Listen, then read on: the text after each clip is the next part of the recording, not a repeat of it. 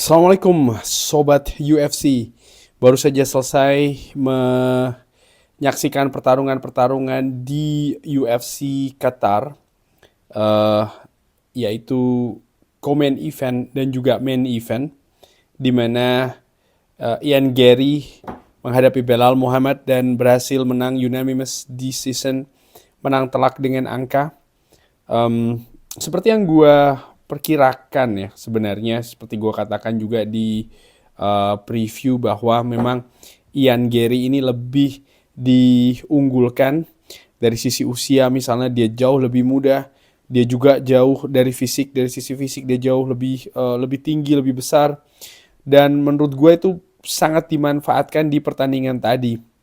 Dan bukan itu saja, menurut gue bagaimana inteligensia ataupun juga kecerdikan ya, IQ, fighting IQ dari seorang Ian Gary Machado ini betul-betul dimanfaatkan tadi. Bagaimana dia dari ronde-ronde awal dia sudah memanfaatkan jarak, tapi tidak dengan tangannya, dengan kakinya.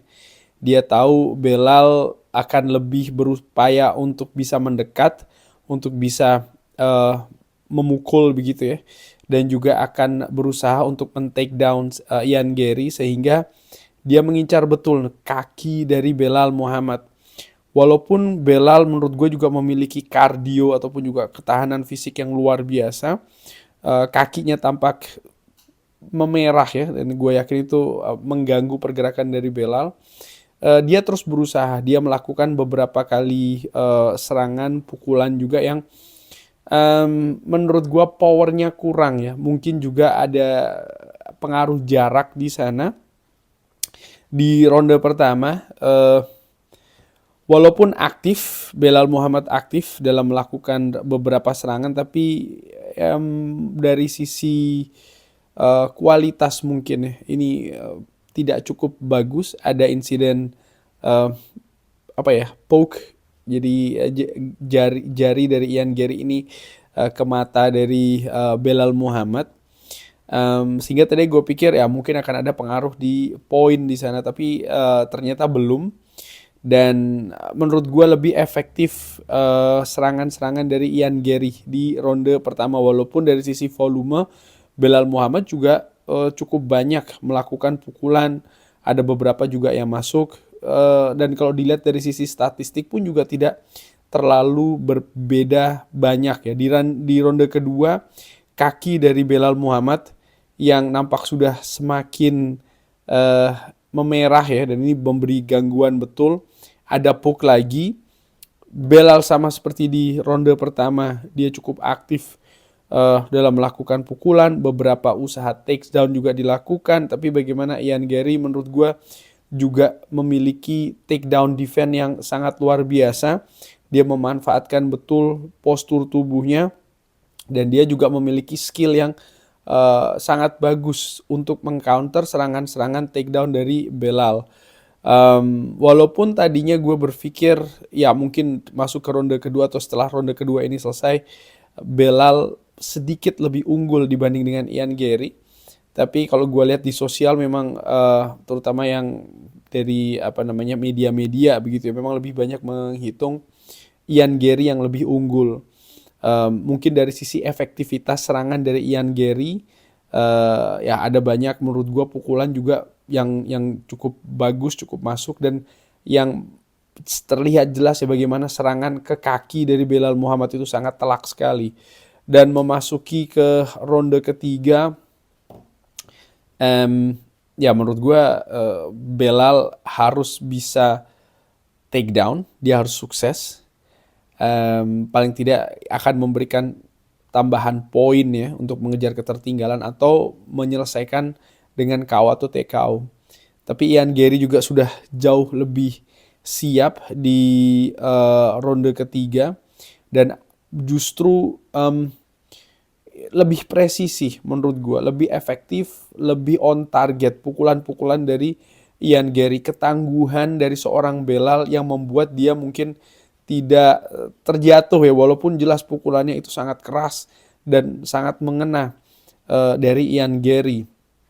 Dan lagi-lagi tendangan dari Ian Gary di ronde-ronde sebelumnya yang volumenya sangat banyak ini memberikan pengaruh ke pergerakan sehingga di ronde ketiga jelas milik seorang Ian Gary.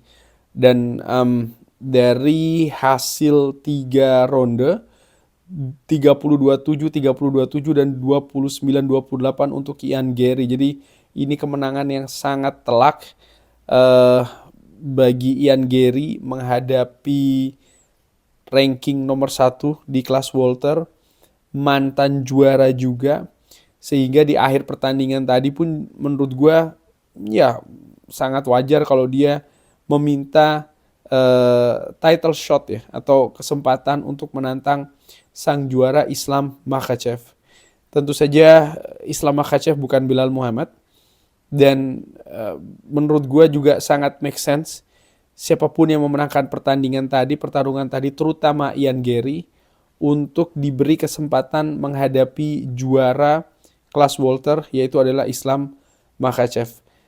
Ian Gary sejauh ini juga menurut gue luar biasa ya perjalanannya di UFC sampai dengan dia menang menghadapi Belal Muhammad tadi. Dan ya dia sebelum menang menghadapi Belal Muhammad, dia menghadapi Carlos Prates juga, seorang petarung yang sedang naik daun, berhasil dikalahkan oleh Ian Gary. Dia hanya kalah poin menghadapi Shavkat Rakhmonov, di mana dia hanya mempersiapkan dalam waktu yang tidak panjang ya, cukup singkat.